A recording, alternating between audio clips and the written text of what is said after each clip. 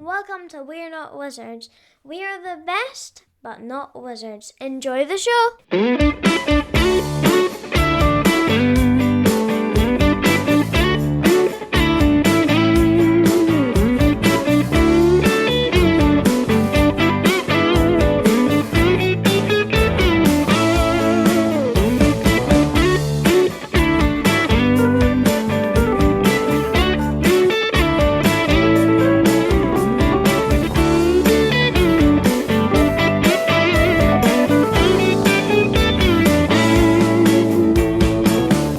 Hello and welcome to another episode of We're Not Wizards. My name's Richard. I'll be your host for It's spooky season. Supposedly spooky, terrifying, it's getting dark. However, it's bright sunshine here. I don't know what's going on with that. Absolutely blazing sunshine. I'm out there kind of cutting the grass and doing all these things I would normally do in kind of like March, April time with the sun's... I don't know if you could see me right now. The sun is streaming through the background, you know. Today... we have somebody rather special. You have kind of, what is it? You have certain scalps in the board game design community that you would like to claim.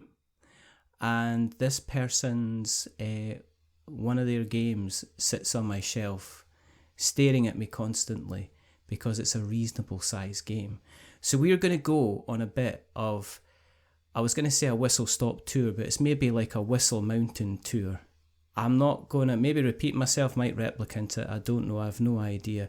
It's not because we're talking about big projects. It's not even we're talking about something like a Manhattan project. But we're going to make you laugh. We might make you cry. Oh, I don't know. Because I'm talking to a man who started off from reasonable sized dwellings, who's now at the edge of space itself, almost at the Andromeda's edge. I've got the rather wonderful, rather fantastic Mr. Luke Laurie. Hello there, sir. Good morning. That was an impressive connection of those game titles, and thank you for having me on. You're very welcome. I first came aware of yourself with, well, it was two games. The first one was Whistle Mountain, and then the second one was it was kind of like, it was more like an experience than just a box. It was like the dwellings of Eldervale. But you've been steadily, it looks like you've been kind of like steadily designing for well over kind of 8 or 9 years. I'm guessing that you've probably been designing for an awful lot kind of longer than that. But what we like to do on the show is we like to have, I guess, a little kind of look back at the past before we dwell on the present. And we look on to the kind of the edgy future. Are you full time in the business now? Is this your kind of job? Are you still kind of working on a kind of a day job at the moment? I do. I have a very significant career in that I have been a junior high science and pre-engineering teacher for 26 years. Yeah, so very still committed to the day job, but I'm on my way out. I'm on the steep downhill slope towards the end of my career. Yeah, game design does take a ton of time, and I know that I probably could put out a lot more games were I, exclusively doing that, but. Yeah, I've got to make it to the end. I'm gonna go until I'm at least 30 years as a teacher, and then we'll see what happens there. I may end up going full time in the industry at that point. There's always, and what I hear about the board game industry is that you can be creating very, very successful games, as long as you're quite happy to live on kind of like ramen noodles and kind of Worcester sauce for the rest of your life. That I'm very, very aware that like guys that are like, yeah, we just sold our 15,000th game. Where are we going tonight? Well, I was thinking we could maybe get the large fries at McDonald's instead of the normal kind of medium one. It is a little like that, and it is fascinating because to make it as a full-time and very successful designer or designer, developer, someone in the industry, there's a tendency for people to wear multiple hats. Like they go into development, they do contract work, or they work as some kind of representative for a publishing company or printer. For myself, I exclusively sliced off design, and while I participate in the development of my games, I have no intention of taking on other roles in the industry. I only want to design. Similarly with being a teacher, I have no aspirations to be an administrator of any kind. I'm a teacher. That's my role. I'm sticking with it. These are the things that I enjoy the most. Yeah. And it's where I've devoted all my attention at honing my craft. So that's what I'll continue with.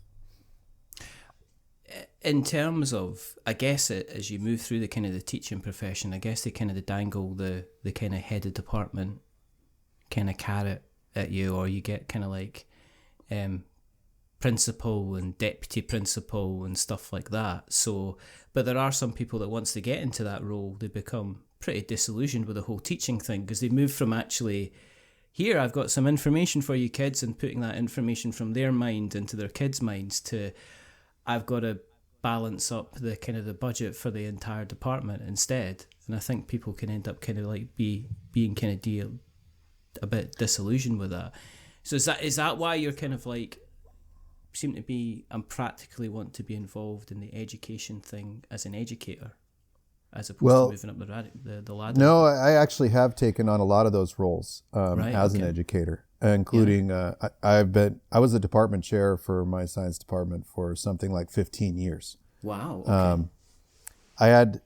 When I launched into the career, I dove into it, completely, because you mentioned like surviving on ramen noodles. And in my neighborhood, it's Maruchan, which is okay. which is the brand, and it's the primary way it's referred to in Mexican American culture. So yes, surviving on Maruchan noodles is also something that young teachers do as well.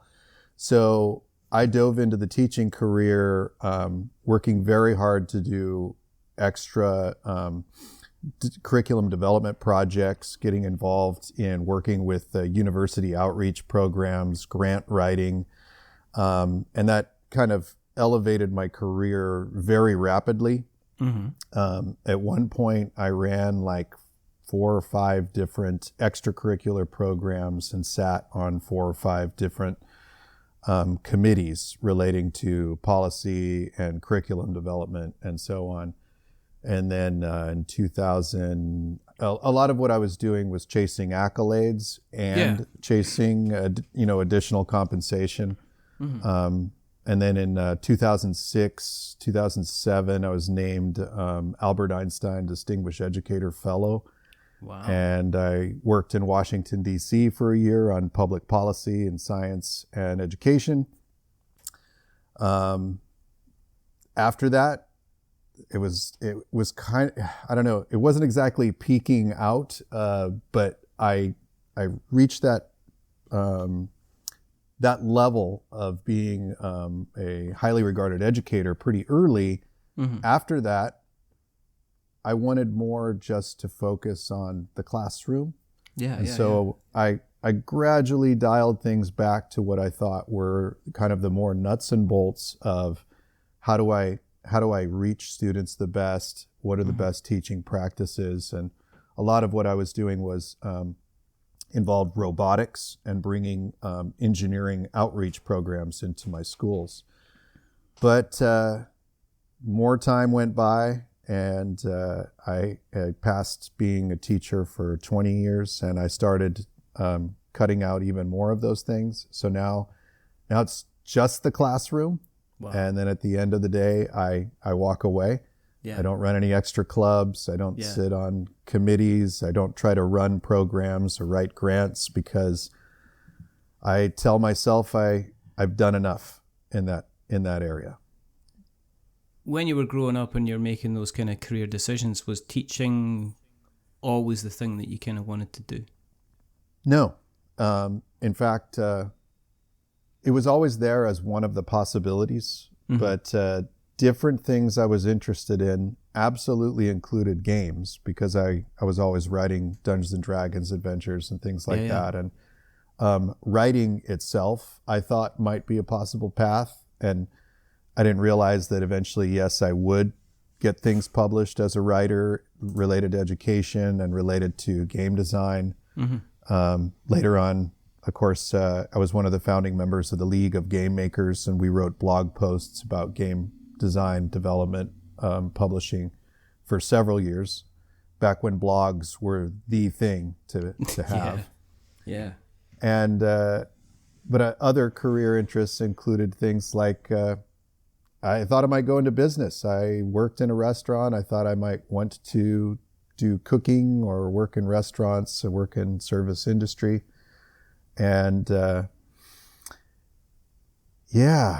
I painted cars for a while. I've done all kinds of things. But teaching was the thing where I felt like I could pursue almost any academic pursuit or hobby. Yeah. And there would be a connection in some way to my job, because every bit of knowledge and every skill that you have becomes another way of connecting with students and something you can impart. And I found that to be true. It was great. I've been able over the years to take the things that I was really interested in, Legos, building robots, the fun stuff, and make that part of what I did as a teacher. Yeah, I've always seen this argument on a regular basis about teaching is how you demonstrate and how you push across the ideas. And sometimes you can give a kid like 50 books on a subject, and if they just don't get the practical application, or they don't see how it relates to the bigger world out there, they find it very, very difficult to kind of make those things fit in their brain so they kind of understand it. So when you're saying things like you were using kind of like Legos to help, was it okay? Do you approach teaching in kind of like quite a practical manner then? Because you mentioned that you do obviously science, and then you've got the engineering side of things. So it sounds to me like there's the type of person to say, okay, we're dealing with inelastic and elastic collisions. Let's show you actually. Let's get the Legos out. Let's build ourselves a couple of cars, and let's show you how it kind of works, kind of thing. There's absolutely some of that to my work as a teacher. I'm not sure if you or listeners are familiar with Carl Sagan's Cosmos came out about 1980, and then subsequent Neil deGrasse Tyson Cosmos in recent years. And I was super into the idea of the connections between knowledge. Right, okay. Especially in college, where I had a liberal studies curriculum where it was just a whole little bit of this, little bit of that. And I was really interested in the connections between all these things. And so a lot of the entertainment that I was pursuing was watching documentaries and then reading books that were related to all of these topics that I was only getting pieces of during my formal education. Then as a teacher, it's true. Sometimes it is getting out the real, the hands-on materials and observing these things and finding real and visual practical experiences that connect to the knowledge. But some of it's also words, and some of it's also taking those very well chosen words and demonstrating and explaining the connections between things. And sometimes these connections are they're so simple and they're so clean, and yet sometimes people have just never heard them. They've just never heard how these ideas are connected. And so I try to do that a lot with my students, in terms of also taking content that is relevant to where they are in their age, the kinds of things that are interesting to them, and then the things that are preeminent locally. So I want them to get to know their immediate world a little better and see how that connects with these bigger things. Sometimes we take for granted that that students just kind of know what they should know about their surroundings and about the world that's just right outside the doors. And I find I work with a lot of immigrant students. I work with a lot of low-income students. Yeah. And we live 10 miles away from the beach, for example. Yeah. And sometimes it would be half of my students have never been to the beach. Just this, it's difficult to imagine the kind of limits and experience that people may have had. And so kind of broaching that, taking them to where they will go past what the kind of the common experiences that they should have, and then we can move into the bigger picture. How do we understand the whole world? How do we understand the universe and how all of this fits together? So that kind of thinking has always interested in me, and I enjoy kind of digging into that and researching that and sharing that with students. And no, I'm not jaded as a teacher. I'm very veteran at this. Yeah. A lot of it does come naturally at this point, but at the same time, I'm tired, and I feel like, game design is where more of my passion lies, and it's a calmer and quieter experience, because working in a junior high, 7 classes a day, bells ringing, persistent interruptions, violence, chaos. These are the things that we deal with every day, and it's high stress. It's challenging, and keeps all of your synapses firing all day long. With game design, I get to chill out more. I get to go into my headspace, and I get to create things that I think are adding joy to the world, bringing people experiences that make them happy. So getting onto the game design thing, it says on your BGG bio, you're 30 years as a Dungeons and Dragons kind of dungeon master. So are you, in terms of that kind of thing, are you approaching things from a mechanical point of view when you're writing good kind of content? Do you have to take into account kind of like what the general rules are for running a good like D&D campaign, and then allow kind of artistic flair to kind of have like be like a layer of cheese on top of the mechanics that you're writing? Everything on BGG is of course true, but it's also tends to be notoriously outdated. So yes, I was a Dungeons and Dragons dungeon master for 30 years. But that ended about 10 years ago.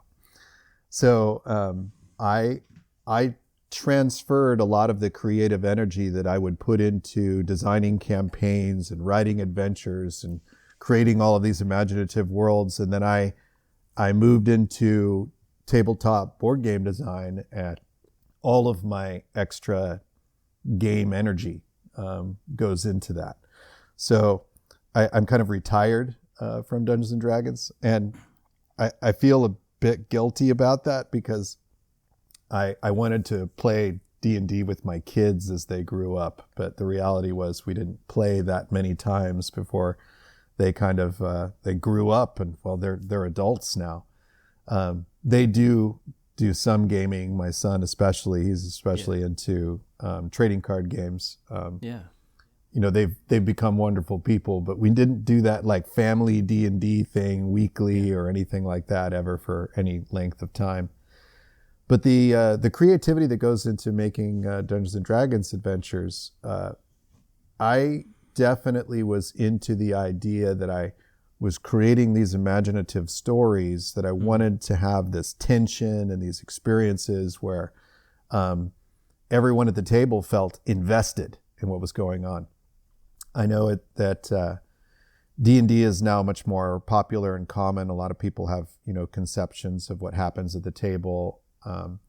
And sometimes in the game, it can be everybody's taking it seriously and they feel like they're in the moment. And other times people are just more concerned about what snacks they're imbibing and randomly telling stream of consciousness stories about the latest sci-fi or fantasy film that's somehow tangentially related to something. So like getting people back into the game is the challenge there. Yeah. And so as I was designing the D&D stuff, I would think also about how the mechanics would lend into that. If the standard rule was simply rolling one die to get across a pit or something like that, sometimes I would replace something that I felt like was too simple or boring with something that was maybe added a little level of oomph, a little extra layer of tension or stress, where players would have to like talk it over and think and feel like they're taking a risk. And then I've moved a lot of that into my tabletop game work, in that I'm always looking at ways to create tension, to make those choices interesting, and to have this sense that there's pressure and that there's some kind of external threat that you have to deal with while you are going through this process of playing the game. I do like a lot of Euros, including drier Euros. Yeah. For the mechanics and the feel, and sometimes you kind of just want to relax and play a game. But I try to add the little X factor, which I feel is maybe analogous to like the White Walkers in Game of Thrones, and this idea that while you're down here farming and messing with your little economics and so on, death to the entire Seven Kingdoms is just north of the wall. And you have to think about, how do I just ignore that threat? Do I just go on with my life, or do I have to deal with those things proactively? And that's another thing I like to tie into my games, this idea that you're thinking proactively about how you balance your level of risk, your level of like productivity, or maybe recklessness. Are you going to be recklessly marching forward, or you're going to be advancing relatively cautiously? So I try to make different paths valid as well with those different kinds of choices. One thing, like, I play Blades in the Dark. So we've been playing a campaign for about it's almost 2 years. It'll be 2 years in December. And one of the things I've seen across the entire kind of role-playing scene is there seems to be a little bit more pressure to do more of the role-playing side of things. I don't know if that's a Critical Role type thing, because it is obviously kind of a bunch of actors kind of getting together and doing voices and stuff like that. Are you the type of person that would sit and do kind of like voices and things like that? Or do you just let the kind of the mechanics and the setup and the background and stuff do the talking instead? Oh, I'm absolutely the kind of person who would do a bunch of voices and things. Yes. Oh, yes. In fact, theater was another thing I did back in the day. Not so much these days. Yeah. I was in several plays. I directed a play. And anyway, my wife does theater still to this day. My daughter is an aspiring actress, dancer, singer, triple threat. Yeah, the voices, definitely, the acting, the mannerisms. Yeah, and I don't do it as much anymore, so if I were to do any voices now, they'd probably sound terrible. But for example, I would have recurring characters. I used to have recurring characters in my D&D campaigns where one of them sounded like Sean Connery. That's a bold claim. That's a bold claim, Mr. Laurie. We have to hear this. Like I said, I'm not even going to try at this stage of the game. You can't rock up and go, I used to do Sean Connery, and then not do. Well, especially Sean Connery. I had a Jack Nicholson character in one of the D&D campaigns, but you have to do Sean. Look, it's been so long. It's not. It's like, do you know what? I do voices as well. So there's like a phrase you have to get in. So like, and people do kind of like different different kinds of voices and stuff like that. Yeah. But like the UK, the wonderful thing about the UK dialect is that you can travel like 50 miles and you can get a completely different kind of dialect. So, like, you know, everybody does Sean Connery. You know, I was just doing this the other day, you know. I thought I'd lost you, boy. Oh, that's so good. Yeah. You know. But then I'm Scottish, so I've got that kind of, you know, slight advantage of being able to do kind of, you know, I knew I had to get that book as far away from me as I could.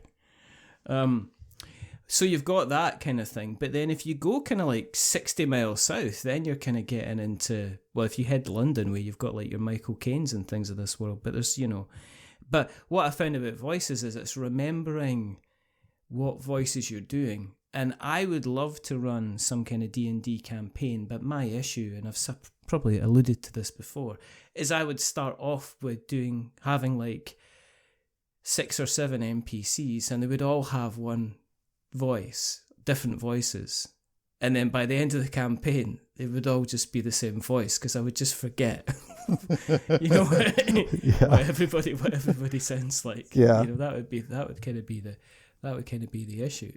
I'm pleasantly surprised that I can obviously, I guess, with a teacher, you have to kind of command the room. So I'm guessing, I guess the difference when you're doing a D&D campaign is you're in a room with people who actually want to be there instead of people who are constantly kind of looking at the clock.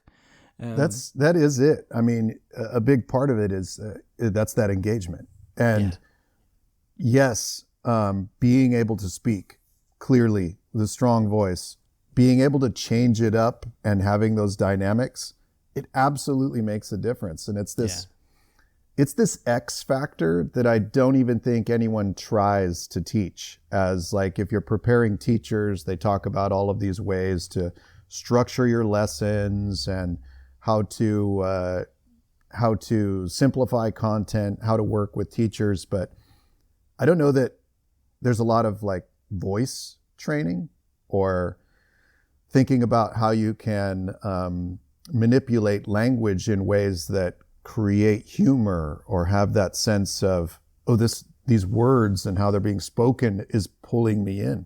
And it's a very real thing. My wife is doing some theater right now, and you were talking about how the voices kind of all go to the same like general direction. So she has to do voices for some of the shows she's in. And we tease her sometimes because sometimes her voices tend to drift Jamaican, no matter whether it's Irish or Southern or... Oh dear. As long as it doesn't go to that kind of like that, was it Brad Pitt? When he was Meet Joe Black, and he started doing the patois, where he's talking to the lady in the hospital, and you're just like, this is the cringiest thing I've ever heard in my life. But I can imagine. Yeah. And by the way, I am 1/4 Scottish. Oh, of course you are. Yes. You're American. You're like mongrel dogs. A lot of you. There's my name Laurie. That comes from my father's side. That's our Scottish name, and my understanding is we're Clan Gordon. Yes. So, I don't have the kilt. I do drink scotch though. That is my thing. The availability of scotch now is just ridiculous. You can kind of get it anywhere. And it's one of our most wonderful exports.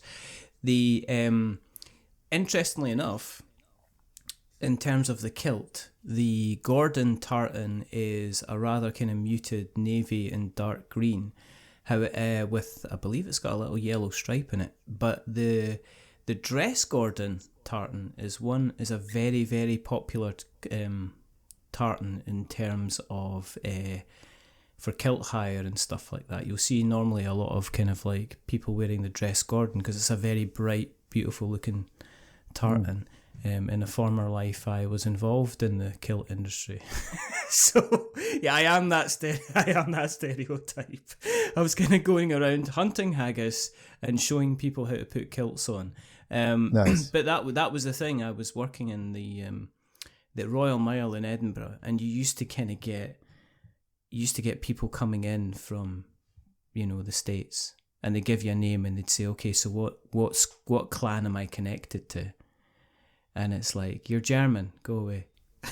Basically like that. That's not a Scottish name. It's not. But yeah, Laurie, absolutely. Is absolutely kind of Scottish. Swinging this back away from that lovely, glorious tangent.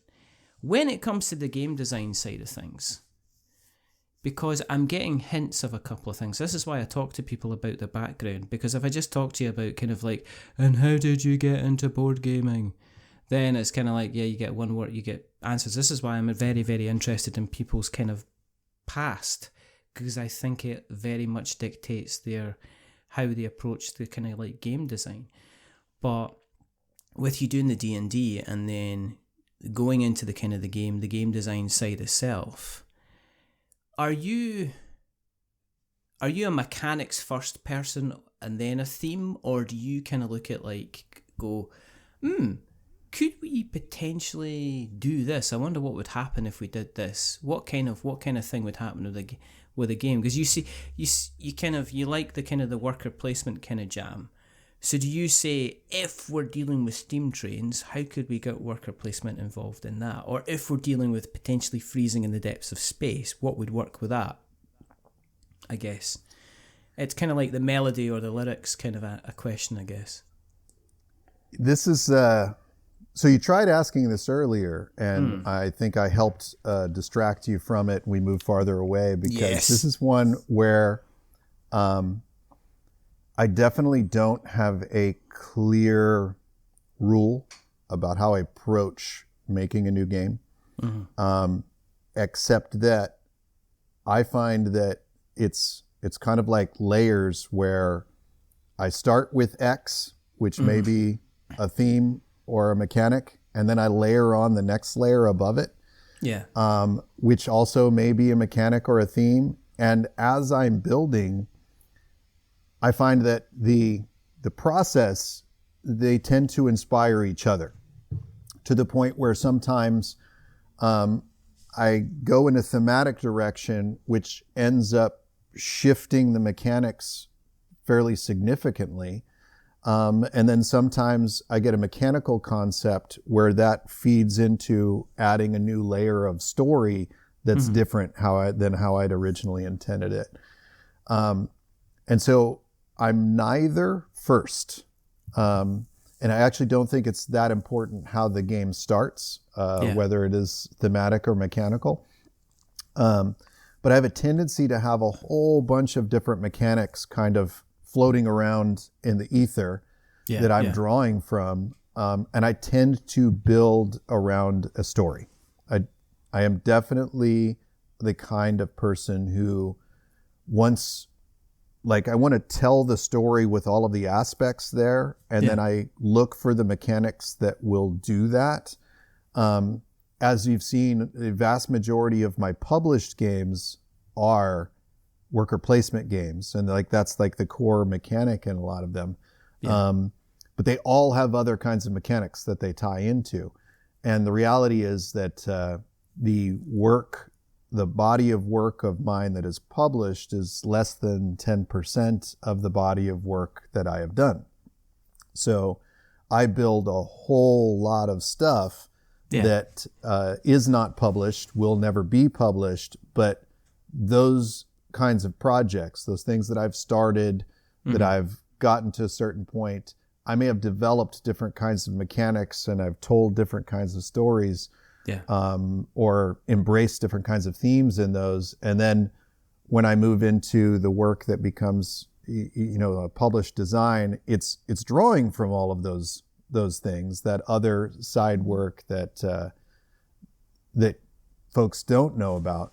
But I want games to feel easy to learn. Yeah. I want them to feel familiar enough that the innovations that I add, see, here's the great irony.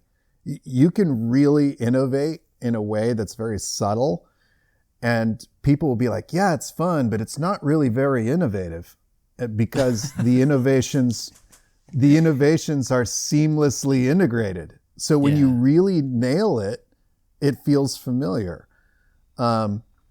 Where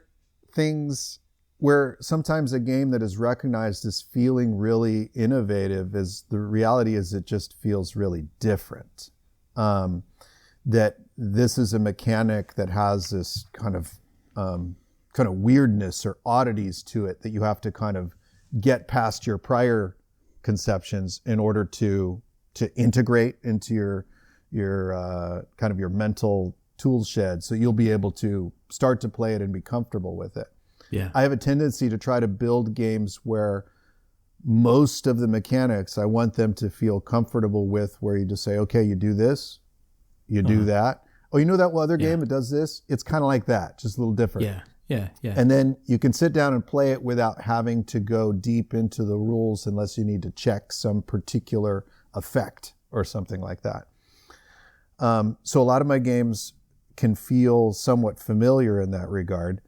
But probably the most different, I would say, is Whistle Mountain, co-designed with Scott Caputo. And in that one, it's because Scott and I, our design styles are like peanut butter and chocolate. And so Scott is... No, it's not bad unless you're on a diet. And then, so Scott's very into these tile games and very into geometric spatial work. And I've done quite a bit of that too also, but not in stuff that's been published. And then my work was more worker placement, resource management, kind of that engine building kind of stuff. And so we put our heads together and we built Whistle Mountain in a way where you're building geometrically your worker placement board. And over time, your worker placement board shifts and changes. That is a game where it definitely started with Scott and I beginning with mechanics. Yeah. Which was this idea of building using those geometric, they're not pentominoes, but they're kind of like that. So you've got your geometric building of these worker placement spaces, and then geometric placement of the workers to be able to collect resources and chain actions. But then from there, once we got the story of the external threat of the rising water, that shifted everything. So now it's like, now we're trying to tell the story of you are building things, but as you're building, just like in the real world, are you being reckless about your productivity to the point where the oceans are rising and are going to flood all the major cities on the planet? And, publisher took that and made it a little less, it isn't less an environmental story, but it has that external threat of there are going to be consequences as you go through this building, and you're going to have this ever-changing dynamic worker placement environment to work in. Mm-hmm. Super proud of that work. And so that one and Cryo haven't been as explosive on the market as Andromeda's Edge is, and Dwellings of Eldervale have been.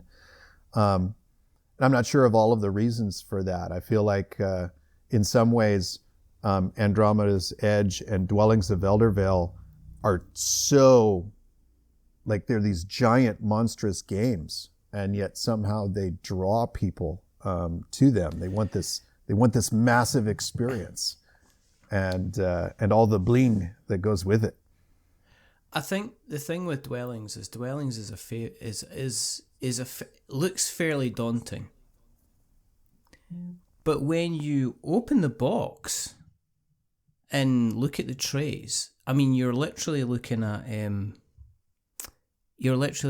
like 6 or 8 trays for the individual kind of factions. There's then 2 big trays for the tokens. And then depending on what version you've then got a couple of trays of the bigger the kind of the bigger minis. You've got a couple of trays for the kind of there's 2 trays that have got both 4 sets of cards in them, and the tokens in there. I only know this because I got you can get upgrade wooden tokens. So I'd recently kind of got the wooden token kind of upgrade. But it's a big beast, but it's not just a big beast for the sake of being kind of like a big beast. It's like a huge box, but when you open it up, there's a lot, you open it up and it says this is a quality type of product. But that's not to say that Cryo or Whistle Mountain aren't. I think that the difficulty with board games, and I see this all the time, this is, having been doing this for like 7 years now, is that it can be very, very difficult to maintain a noise level on any product unless you've got somebody consciously going out and making noise on it, or that's their job, that's what they do, Because I know, for instance, for Cryo, is it Dan Thoreau at Space Biff wrote a glorious review of Cryo. They really, really liked it. But again, it's like this, I think for me, I get contacted by so many companies with like, this is their latest thing, this is what they're doing. And I know they've got a big catalogue. And sometimes it's kind of like looking back and saying, well, we also kind of do this, and this.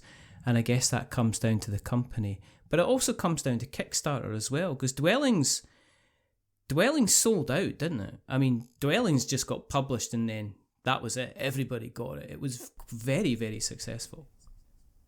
So it's on a 3rd printing now, Dwellings is. And that 3rd printing is shipping. And what'll happen is currently you'll see somebody will post that, oh man, I'm so excited. They just got Dwellings and they got the deluxe kit and it's available at this online retailer. And then the next comment will say, sorry, they're sold out. And I don't even have time to like go on there to see it for sale. It's gone by the time I get those messages. And that's what a lot of folks are experiencing. And that's amazing and that's incredible. But this is a game that was basically unavailable for about 2 years, and it takes a long time to make this giant monster of a game. Yeah. So my understanding is they're turning right around and they're going to be printing more very soon. But it's interesting stuff. With the cult of the new is a challenge. And so like the time, I had 3 games that were released basically during COVID. Like during kind of the height of the COVID epidemic. And they were, Whistle Mountain, Cryo, and Dwellings of Eldervale. Now, those games were not designed at all at the same time. It takes me about 4 years from the time I start a game to the game being published. And they were staggered to where I'd worked on those games like a couple of years apart. But it just so happened that with how they got developed and publisher choices and so on, they all were coming out. And this was the year I was going to go to Gen Con and I was going to be there at the booth, helping do the highlight, all the big stuff. And that all got scrapped. And so Whistle Mountain didn't come out at Gen Con. And I think Cryo, I think, was potentially going to be at Essen the year it came out. And so none of those things happened. Dwellings of Eldervale still managed to capture a lot of people's hearts. And so what's happened is, people are constantly still posting the pictures of their plays of Dwellings of Eldervale. They like to tell the story of, I had this monster and I was trying to build a dwelling in this spot, and then the monster charged in, and then we used this spell, and they retell the story as if it's some kind of, Lord of the Rings adventure, but also it's a game that is Instagrammable. So people like to pose the little stuff and show it and post those pictures. Create little reels with the little sound monster things as well. You can put it and go, and the videos that Tim Chon has done and others have done have really highlighted that as well. So Andromeda's Edge similarly is a product that's going to be people are going to love to see it. Even if it's not something to play, it's going to be something they want to see. And I'm super grateful, because when I started designing, and this was something like 12 years ago, and I started designing with a lot of advice from Tom Jolly and other designers who'd been working on this for a long time. A lot of the emphasis in those days when I got started was try to make your game cheap.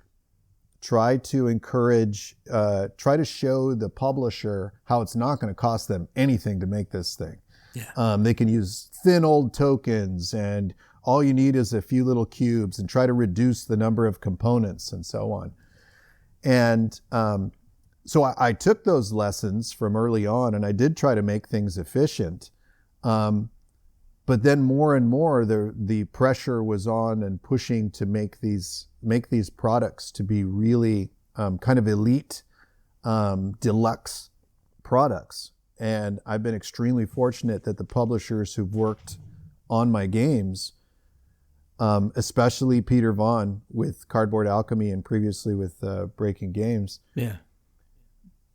Peter goes to great pains on every little detail of the tactile experience, the visual experience, and the organizational structure of the game. So when you open the box of Dwellings, and when you open the box of, where people will be able to open the box of Andromeda's Edge, it's ready to play right out of the box for a game that, if all of those factors weren't taken care of, it would be a 45-minute setup.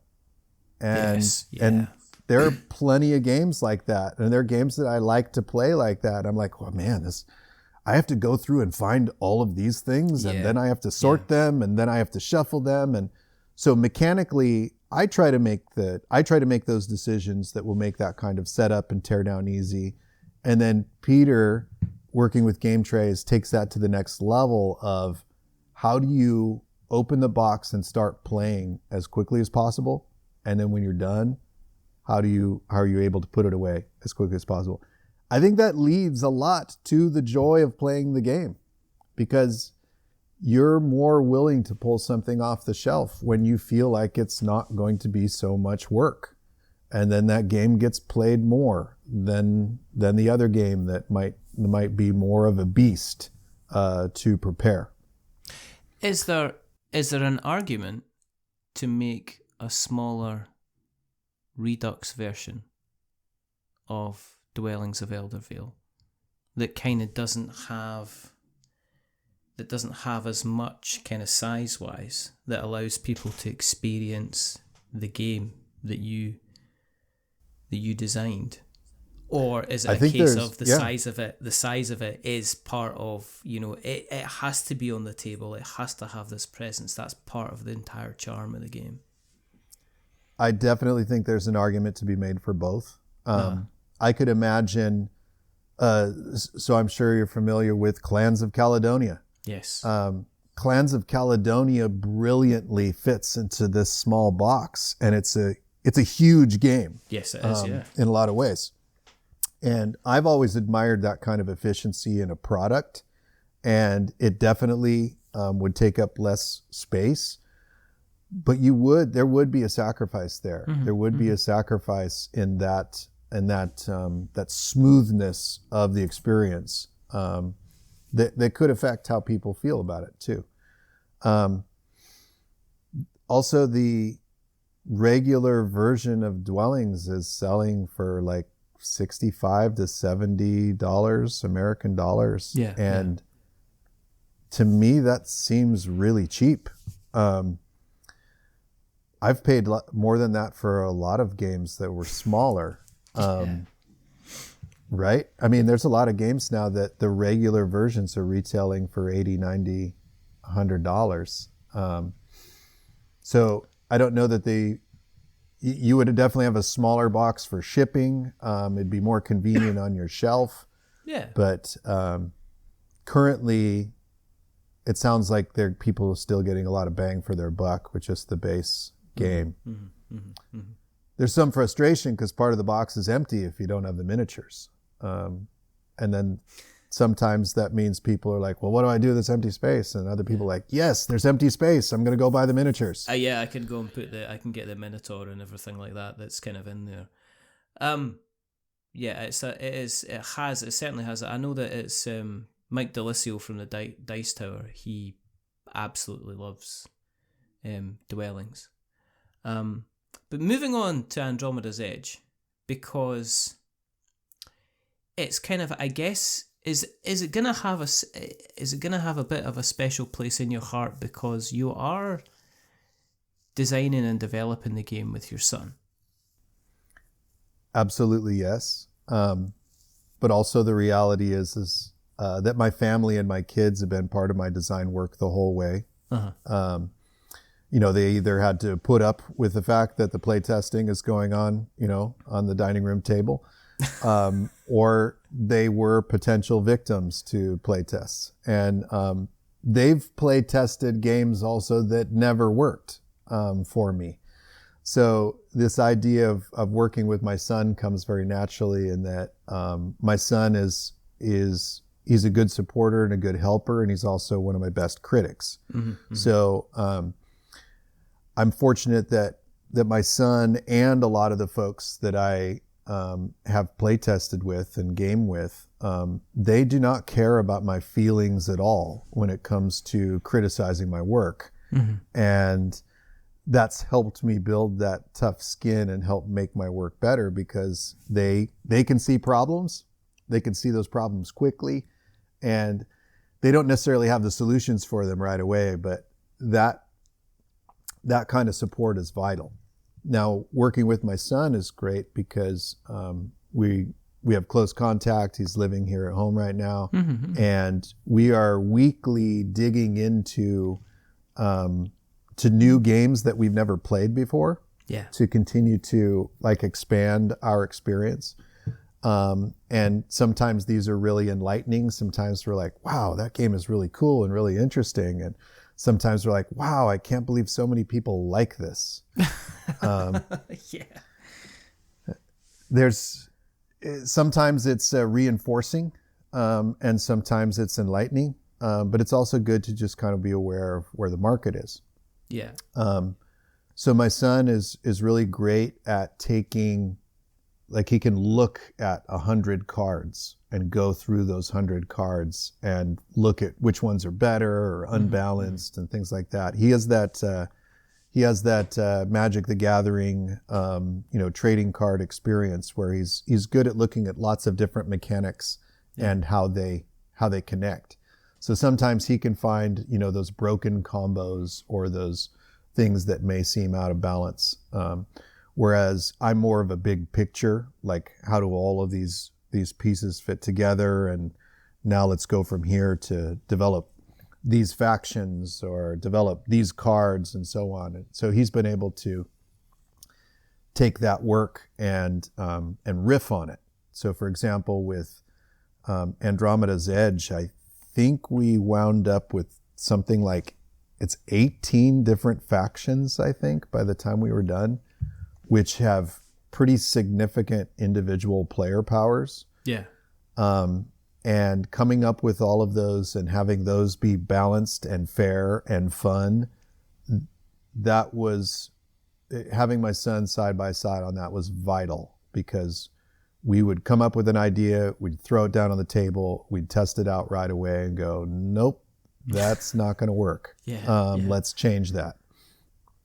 So it's going to have a special place in my heart. We have 2 other projects that haven't been announced yet formally anywhere, that we are working on together as well. It's a big beast though. I mean, again, it's a kind of a dwellings size kind of table to hogger. When you say it's already set up on the table, does that mean that you're kind of like, you got to sit eating dinner kind of like with a plate in your hand because Andromeda's Edge is kind of set out in front of you? Yeah, we're kind of sit in front of the TV and watch a show together eating dinner. We all have kind of complicated lives. Yeah, so it's people are in and out. Yeah, the whole sit around the table together thing. We're probably more likely to sit around and play a board game than we are to have the traditional family dinner. How much more complicated is Andromeda's Edge over Dwellings? Because I've heard people saying, well, if you love Dwellings, then, and you're wanting kind of like the space theme, then Andromeda's Edge is perfect for you. But how different is it? Are the two, how different? Is this just like Dwellings in space?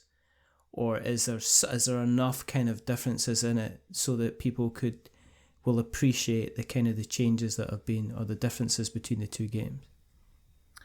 Well, it's 23% more complicated, and it is...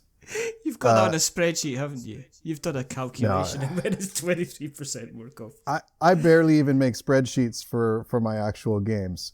So much of that is heuristics and trial and error. But Andromeda is definitely more complicated. I think in some ways it is more sophisticated. In some ways, Dwellings is more elegant. And I say that, and sometimes people laugh because they're like, Dwellings is elegant. Yeah, right. By what scale? So they both Dwellings and Andromeda's Edge have the same kind of umbrella mechanics, and that they are worker placement. The worker placement does occur on a hexagonal board, that there's this spatial aspect to it. They both have battle as part of their function, and they both involve an area control where you are building things. Andromeda takes a lot of the things that people wanted in Dwellings and brings them in. Oh, right, okay. So there's a lot more sophistication to kind of the layers of how battle can work. Dwellings battle is, Dwellings battle is magical, and to some a little bit frustrating because it's resolved so quickly. Yes. That helps the game you don't spend all your time in a quagmire of battle. We've all played those games where you get into the space battle and then 20 minutes later you finally resolved it and the resolution was nothing happened. In Dwellings, there's generally a major shift. There was a winner and a loser, and it was over like that. Andromeda adds more layers to that. There's a lot more kinds of cards that you can be played. There's a diplomacy phase in battle, and there's a lot of ways to kind of trick your opponents or lure your opponents into situations. And then it does also affect board presence as you go through all of that. There's also there's more mitigation in more choice of risk in how you approach battle. There's more complications or more sophistication in the tracks. There are tracks that are differently themed that offer different kinds of rewards along with periodic scoring that occurs throughout the game. There's just a lot more meat on the bones in Andromeda. And for some folks, that will not be ideal for them. For some folks, Dwellings is more their game. Dwellings is probably where more people who play lighter games, they'd be drawn more to Dwellings. And players who play more heavy games, which a lot of those tend to be more sci-fi, I think will be drawn more to the sophistications in Andromeda's Edge. There's persistent threads on BGG about Andromeda's Edge versus Dwellings of Eldervale. Which one's right for me? And should you have both? Yeah. And as a designer, that's great. I am glad that people are deciding whether they should have one of my games or the other game or both. Exactly. You must be crying over that. I want people to have that choice. And I know that people are going to be drawn to different ones. And it also may be that people are going to be more in the mood for one or the other at different times. A lot of the efforts in Andromeda were also to make the game that I wanted to. And I want those layers. I want that complexity. And over time, I've become a player who plays heavier games. I play more sophisticated games. But a big core part of what I wanted in Andromeda's Edge also is there, which is it has an insane level of engine building. Like an engine building where when you pull off the big engine building move in Andromeda, you might do 17 actions on a single turn. Pretty cool. And it scales up very gradually and slowly, and it can turn into something just massive. I've always admired games like the Carl Chuddock games and Tom Lehman games and various games where you're building tableaus and getting to use them. And so many of these games, I think of Le Havre is a great example. It's like, you build the engine, but you never got to use it, is how I feel when I play that. I was going to say Steampunk Rally, because Steampunk Rally is you are building the engine, and then you're basically, you can end up once, as you're getting round. Yes, winning the race is things, but sitting there with like a thing that's got 22 cards on it, and then just going, right, I put steam here, fire here, electricity here, and I get this. Yeah. And I'm moving kind of like 3 spaces. But it's not the fact you're moving 3 spaces, it's the fact you're literally doing like a kind of a Zach Galifianakis Beautiful Mind kind of situation where you're kind of like pointing everything out, and then you're just going, yeah, okay, and I didn't move that far, but who cares? It was a beautiful moment, and I love it so much, kind of thing. But yeah, I really like kind of the engine building kind of side of things. Is I don't know. So I think sometimes it works really, really well. And then I think other times you've really got to balance everything out so that it doesn't end up with like a broken game where somebody's just continually kind of getting one thing after another. Though the other game I played that's got it seems to have a little bit of engine building in it is Expeditions. Jamie Stegmaier's latest one. And there's kind of like little, okay, you do this, you put this here, you move the card across and stuff like that, and then you're able to play this card, which allows you to play this card. And I kind of like that. It's not like a huge amount of steps, but as I get older, I do appreciate a good kind of engine builder. And for me, I like machines. Yeah. I like mechanics. I like thinking about how these things work together. And a good engine builder, it gives you opportunity to feel like you created something that no one's ever created before. And the reality is there are hundreds, I don't know how many it is now. It's like 150 different modules in Andromeda's Edge. Wow. In 4 different categories. And players are going to be able to piece these together in so many different ways that there may be new experiences happening every single time they're building these things. And I have that experience also, from way back building Manhattan Project Energy Empire. Yeah. And engine building is, absolutely key core part of that game. And the keeping it explosive while also keeping the brakes on it from it being broken. Yeah, that's absolutely a vital part of it. And my feeling is I brought up Le Havre because there's a lot of engine builders out there where I feel like the answer was put so many brakes on it, the players never really get to use the engine, or just as they're about to use the engine fully, the game is over. Yeah. Because you don't want that arc of productivity to be so steep that the first player who starts to get a little ahead continues ahead.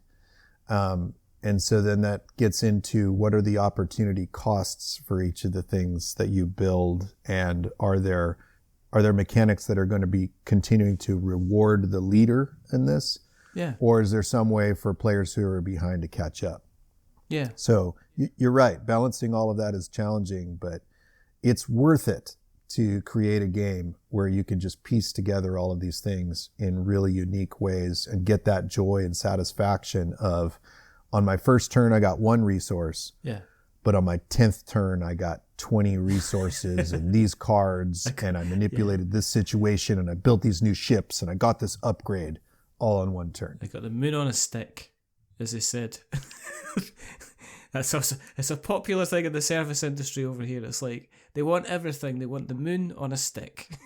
Basically, they want us to bring it down for them. Going onwards, and next in the kind of the development path. I mean, to touch on Andromeda's Edge, you can still go into Gamefound and you can kind of pledge. It'll still be open for until the end of October at time of recording here. But going forward for yourself, for next projects, are you thinking about anything kind of smaller? I mean, this is something like Andromeda's Edge sounds like a meal. Have you thought like a little kind of smaller kind of palette cleanser? Is this where you are? Are you the type of person that would do like a smaller game again? Or are you kind of like, well, especially with your son involved, it's kind of like, well, what's the next kind of big thing that we're going to do together?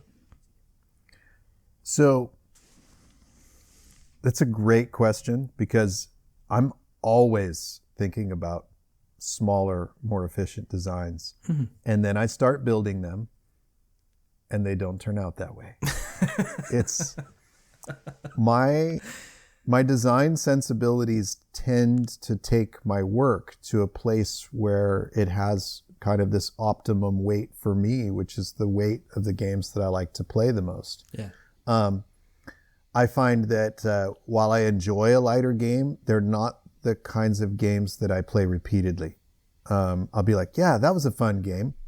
Now let's play something meatier. That was a fun little thing to do, but I want this extra level experience.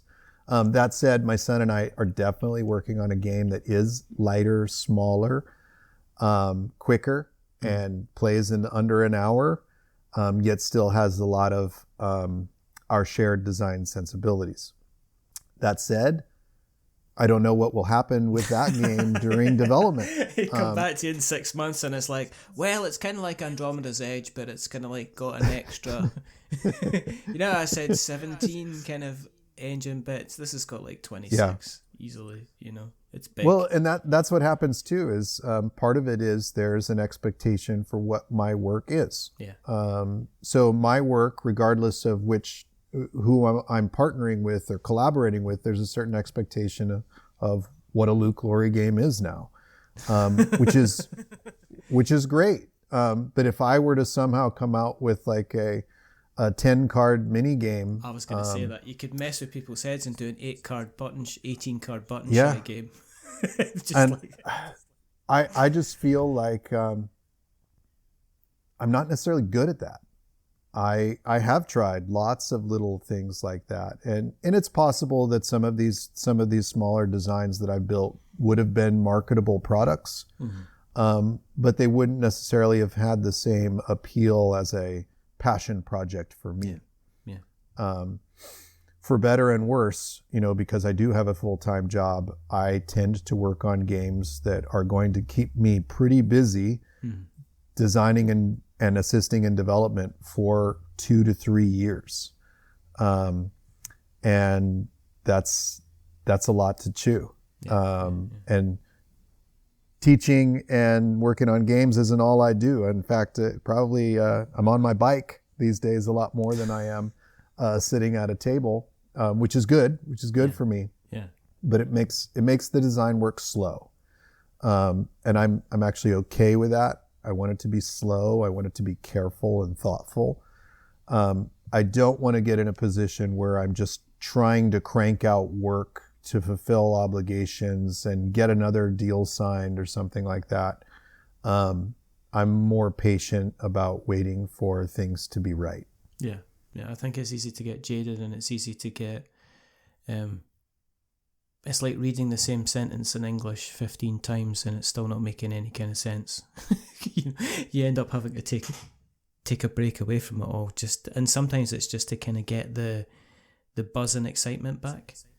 I think that's something that happens to a lot of people who are involved in the board game media, is that they get to a point where they're not playing games to play and enjoy them. They're playing games to create, write, review, whatever about them.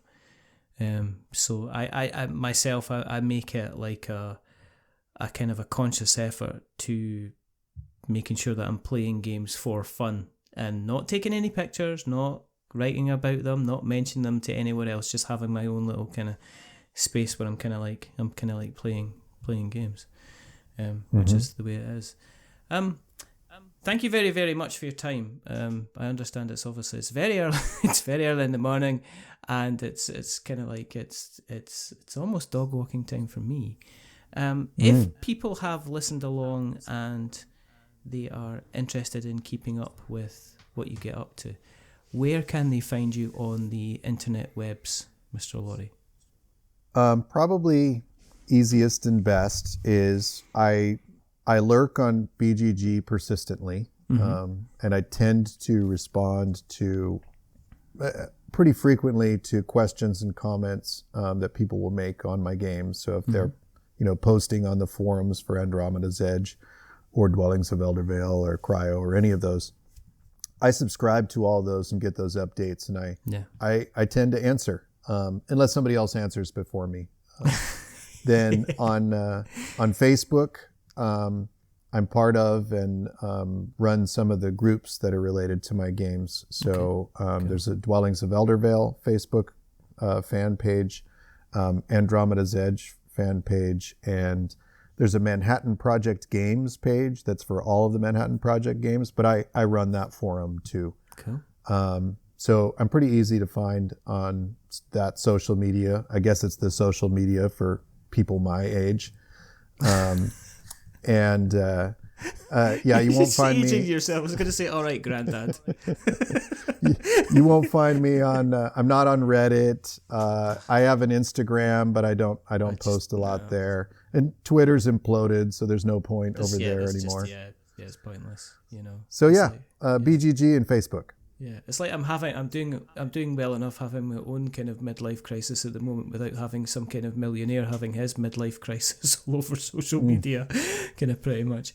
No, but what I'll do is I'll make sure I put links in the show notes so that we've got the notes to show. And if you want to keep an eye on what we're up to, then please go to the internet webs and search for We're Not Wizards, and you will find us everywhere like a rash that you don't go to the doctor until it's far too late. So you'll find us on Facebook, and we've got our blog site, which is we'renotwizards.co.uk.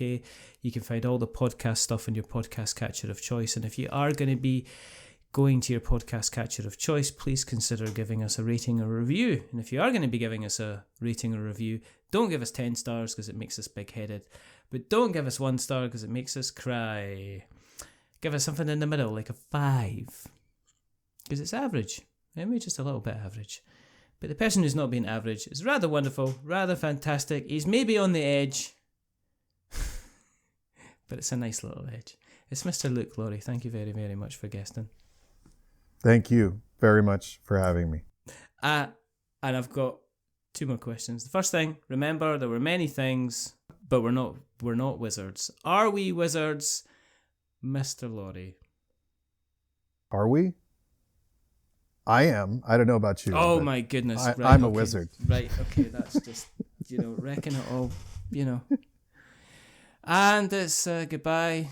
So it's a goodbye from the final disappointment, dwelling there in the background with his little hat on. It's Mr. Luke Laurie. Say goodbye, Luke. Goodbye, Luke. And it's a goodbye from me. Remember, stay safe, roll 6s, make something awful, and check out Andromeda's Edge, because it's just like, it's big. It's a big thing. It's huge, It is. It's huge. It's Billy Connolly used to say about Sean, he was talking about Sean Connery. And Sean Connery says, Billy, you're a shite. You're a shite for sore eyes. And until the next time, goodbye. A wizard is never late.